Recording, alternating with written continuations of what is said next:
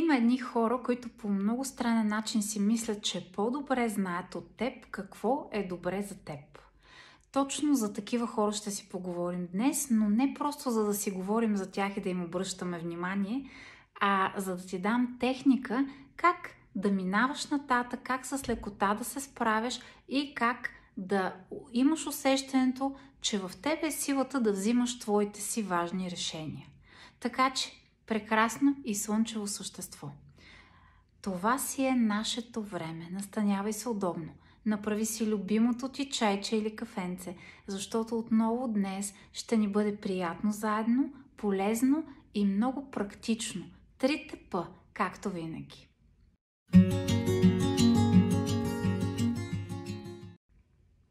И така. Сега, със сигурност си срещал едни хора, които абсолютно ясно знаят кое е добро за теб, кое е правилно за теб, какви решения трябва да взимаш в живота си, каква е следващата стъпка, която е добре да предприемаш.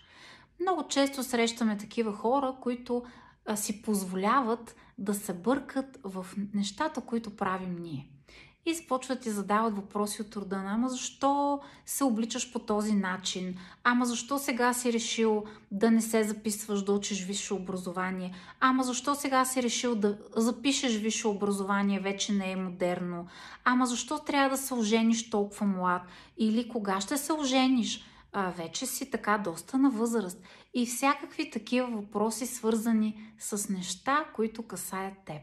Сега, отново искам да ти напомня. Твоя живот и твоя път е абсолютно уникален. И ти си човека, който най-добре знае откъде идваш, какво си преживял, какви са нещата, които са те формирали, какви са събитията в твоя живот, които са те ранявали по пътя, какви са онези трудности, с които си се сборвал с ногти и зъби. И ти си човека, който най-добре знаеш. И ти си човека, който е най-добре да се допитваш до себе си. Какъв е пътят ти напред? Каква е следващата ти крачка? Какво сърцето ти иска и копнее да прави от тук нататък? Разбира се, всички тези неща са валидни тогава, когато правим уговорката, че не пречим на останалите. Защото много често, когато говорим по тези теми, има едни арогантни хора, които приемат тези теми като зелена светлина да пречат на другите и да си правят каквото на тях им харесва, само защото, разбираш ли, те имат право да определят нещата за живота си. Абсолютно е така. Всеки човек само определя нещата от живота си, но винаги правим уговорката: стига да не пречиш на другите. Това е много важно уточнение, защото в противен случай арогантността ще се почувства така свободна да продължи нататък по същия начин.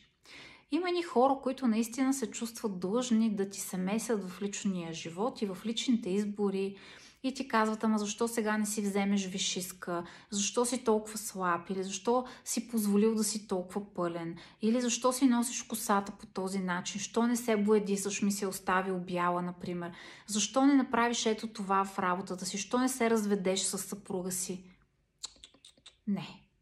Това са въпроси, който никой няма право да ти задава. И това са въпроси, чието решение е добре да взимаш единствено и само ти. Знам, че има много хора, които се чувстват несигурни в решенията си, особено ако това са важни и ключови за живота им решения, и които много често търсят съвет, търсят път, търсят подкрепа от близки хора. И това е чудесно да дадем подкрепа. Но да даваме готови решения на човека, без да сме вникнали достатъчно силно в самата ситуация, в самата специфика, в самите взаимоотношения между елементите в цялата система, не бива да си позволява никой човек. И точно за това и ти самия не си позволявай да искаш съвети за такива много важни и ключови решения. Знаеш ли защо? Защото когато вземеш готово решение, когато вземеш готов съвет за решение, не за пътя да стигнеш до решението, това са две много различни неща, а какво да е решението някой друг да го каже вместо теб. то тогава се случват две много интересни неща. От една страна, ако това решение не сработи, ти с огромна лекота започваш да обвиняваш човека, който ти е дал този съвет да вземеш това решение. Започваш да прехвърляш отговорността за решението върху неговите плещи и по този начин много удобно, леко се измъкваш от отговорността, която е важно да бъде твоята отговорност. И второто много важно нещо, дори да сбъркаш, когато вземеш такова решение, дори да оплескаш нещата, понякога на всеки се случва, нали така? И аз съм оплесквала нещата и то не веднъж. Но дори когато оплескаш нещата, ти ще знаеш, че си направил своята грешка, а не грешката на другия човек. Защото какъвто и съвет за решение да ти даде другия човек, той винаги го е пречупил през самия него, през неговия жизнен път, през неговия светоглед, през неговите дълбоки вътрешни убеждения, през неговите комплекси, през неговото чувство за вина, през неговата възможност или невъзможност да се справя с живота и проблемите и нещата. И всъщност ти взимаш една гледна точка, която по никакъв начин не е твоята гледна точка, която по никакъв начин не кореспондира с твоя път, с взаимоотношенията с твоя партньор, например, или с твоето дете, или с твоя родител. Затова опитвай се решенията винаги да правиш така, че да си ги взимаш ти. И така, какво да направиш обаче, когато някой такъв човек, много често се случва това да е някой, който си мисли, че е много близък до нас и на него това му дава така правото да ни навлиза в личното пространство, понякога с бутонките да ни навлиза в личното пространство и наистина да ни задава едни въпроси, които въобще не са негова работа и негова отговорност. Много често това са наши далечни роднини или някакви приятели, които не са ни чак толкова близки от най-близкия ни кръг. Или някакви съседи, които си мислят, че знаят някакви неща, но всъщност всичко, което знаят хората обикновено за теб, е винаги само и само на повърхността. Колкото и добре да те познава един човек, дори това да е твой родител, дори това да е твоето дете, дори това да е твой партньор. Да, има хора, които ни познават много по-добре от всички останали. Но колкото и добре да те познава един човек, той никога не може да види реалния, истинския теб, такъв какъвто наистина си ти. Защото всеки един човек вижда теб през своята пречупена призма. През призмата пречупила неговите дълбоки вътрешни убеждения, неговите комплекси, неговите трудности, неговите невъзможности и всички онези неща. Затова е много важно, когато взимаш решения и когато позволяваш на някой да ти навлиза в живота, понякога скалните си обувки, както обичам да казвам, или да навлиза в твоето лично пространство скалните си обувки, да можеш лекичко да го оставяш там, където му е мястото. Нежно и елегантно. И точно за това ще ти дам едно изречение, една техника, с която това нещо да го правиш по абсолютно лек начин, безусловно, по начин, който и на теб ще ти даде удовлетворение и няма да ти даде усещането, че разбираш ли, ти не знаеш точно в този момент какво да направиш със собствения си живот и кое е по-добре за теб. Дали да си с дълга коса или да се боядисаш, или да се пострижеш, или да не говорим пък за важни решения в живота. Като, например, аз взимай тая квартира и въобще много е забавно как хората обичат те да ти казват кое е добре за теб. Когато стигнеш до такъв момент, онова, което е много важно да направиш и тази техника, изречение, която ще ти дам, е следната. Защото тези неща ги преценявам аз. Ето това е отговора. Защото тези неща ги преценявам аз. И когато това е казано без арогантност, без агресия, без някакво демонстриране на его или на превъзходство в какъвто и да е аспект, когато това нещо е казано смирено, когато това нещо е казано спокойно, но в същото време уверено, другият човек няма да има никакъв шанс и никаква възможност да ти каже каквото и да било. Най-много да се направи на обиден, защото много често хората, които агресират и ти навлизат в личното пространство, когато ти им покажеш къде е границата, те много бързо влизат в ролята на обидени, но дори тук, ако ти го направиш с мекота, дори това няма как да се случи. Тези неща ги решавам аз. Тези неща ги преценявам аз. Тези неща касаят моя живот и за това ще ги решавам аз. Тези неща касаят моите избори и моя път напред. За това аз ще ги преценявам и аз ще взимам решенията за тях. Виж ли колко е простичко?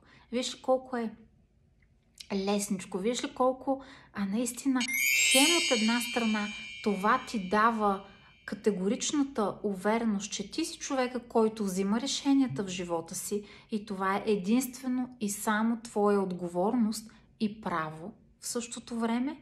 От друга страна казваш на човека, че е прекрачил граница, която не е негова работа, и от трета страна го правиш с любов, правиш го с уважение, правиш го с спокойствие и в същото време с увереност.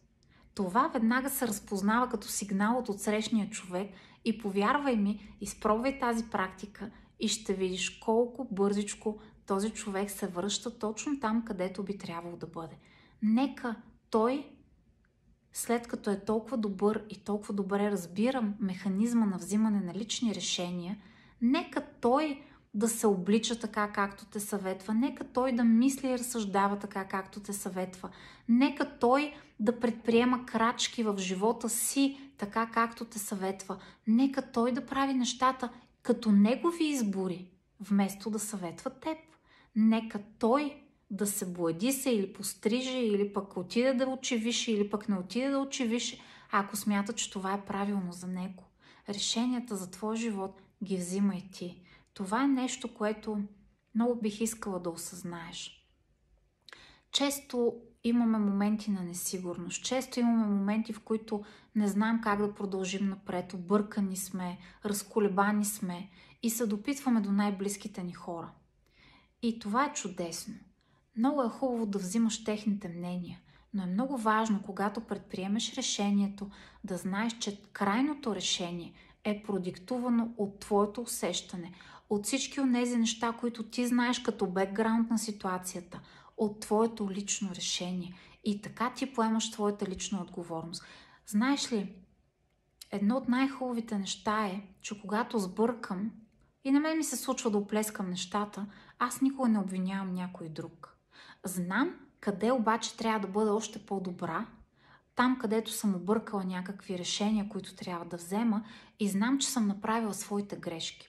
Когато от една страна някой друг ти даде решението и ти после му прехвърлиш отговорността, по този начин ти се лишаваш от възможността самия ти да еволюираш и самия ти да градиш себе си. Що ти си кажеш, той сбърка, значи той не знае как да вземе това решение и как да се справи в тази ситуация и някак си твоите ръце като че ли остават сухи, обаче дори ръцете ти да останат сухи, това няма да е в твой интерес, защото ти нищо няма да си научил от тази ситуация.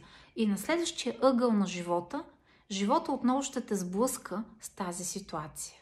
Така че отговорността е твоя, обаче и правото да вземеш решението е твое. Преценката за това решение е твое. И следващия път, когато някой си позволи да ти нахуе в твоето вътрешно пространство и да ти раздава някакви съвети на килограм, без дори да си го попитал, много често се случва.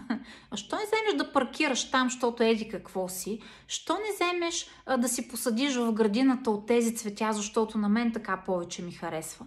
Защото аз така прецених. Защото аз реших така. Защото това решение ще го взема аз. Защото тази преценка ще направя аз. Защото това решение се отнася за моя живот. Защото тази преценка касае моя път напред. Нека тези решения да ги правя аз. Ти тези решения ги остави на мен. Ти се грижи за твоите решения. Ето това е. И ако това наистина не е казано арогантно, повярвай ми, ще видиш как човека няма да ти се обиди, а по-скоро ще осъзнае. Не всеки ще го осъзнае. Знам, че има един друг тип хора, но аз не говоря за тях. По-скоро ще осъзнае, че малко по-агресивно и яростно е навлязъл в лично пространство, където няма нужда чак толкова навътре да навлиза. И така, как да се справиш с някой защотко? Някой, който защо не направиш това? Защо това направи така? Ама защо не го направиш по другия начин? Ама сигурен ли си, че не трябва да постъпиш и как си? Защо? Ами защото аз така реших. Простичко, аз така реших. Аз искам да бъде така. Аз преценявам, че ще бъде така. Аз взимам решенията за себе си. Аз така реших. Аз реших да бъде така. Аз реших да направя този избор. Аз реших да държа нещата, свързани с живота ми в своите ръце. Да, така е. И тук не говоря за онези най-близки на сърцето ти хора, които обикновено, когато задават въпрос защо, го задават с истинска загриженост. На тях може да им обясниш защо си стигнал до това решение. Тук не става въпрос за това наистина да бъдеш арогантен, а онези защотковци, които си пъхат носа, където ни им е работата, лекичко да ги поставиш на мястото. Да, много вярвам, че ти бях полезна.